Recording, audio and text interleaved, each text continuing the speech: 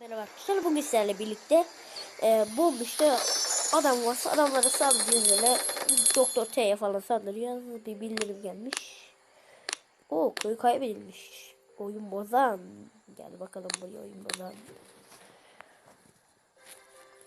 Arkadaşlar bu internet yani bir şey gibi ama şimdi bakalım, kolay indiririz. Fazla sıkıntısı yok. Şimdi yaylı ateşini nereye atsam? Yaylı ateşini şuraya atalım. Alevden olduğu yere.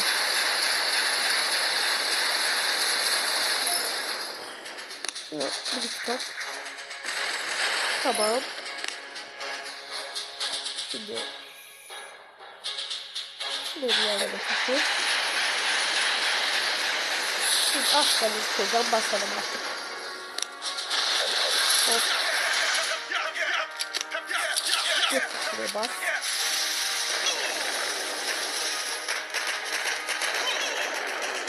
Şurada file gibi bir şey olsun burada. Şurada bas. Biraz sonra yapılacak ama düşmedik. Arkadaşlar bu çok kısa sürede bir tane daha savaş yaparız. 1 dakikada nasıl sürüyor? Yani 1 dakikada 6 zayıf, yine az, çok az hatta. Of.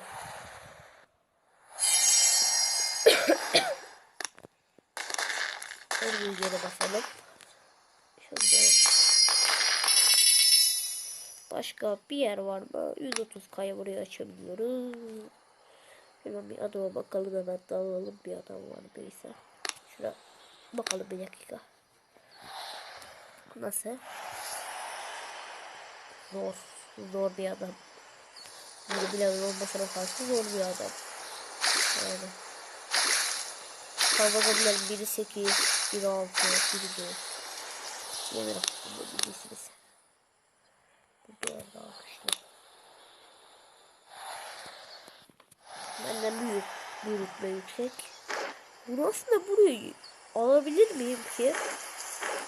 Buraya bir ihtimal alırım da bir dalalım bakalım. Tek alamam ama bir ihtimal belki. Bir ihtimal.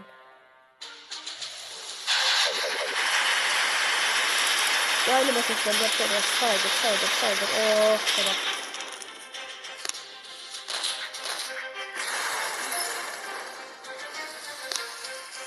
Bir dalalım bakalım.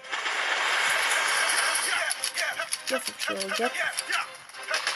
Gerçi alamam da %100. En azından bir ihtimal var.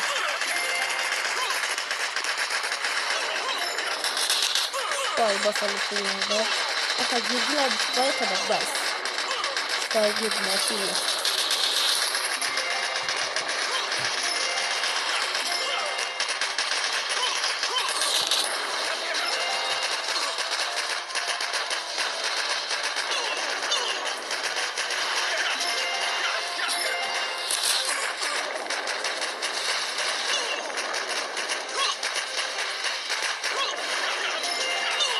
Beni çok eğlenmiş arkadaşlar ya.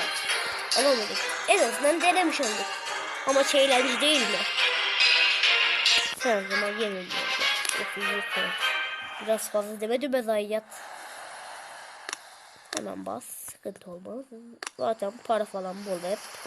Baksanıza bir. Evet arkadaşlar, bugünkü şey bu kadardı. Videolar bu kadardı. Bir sonrakine görüşmek üzere. Hoşçakalın.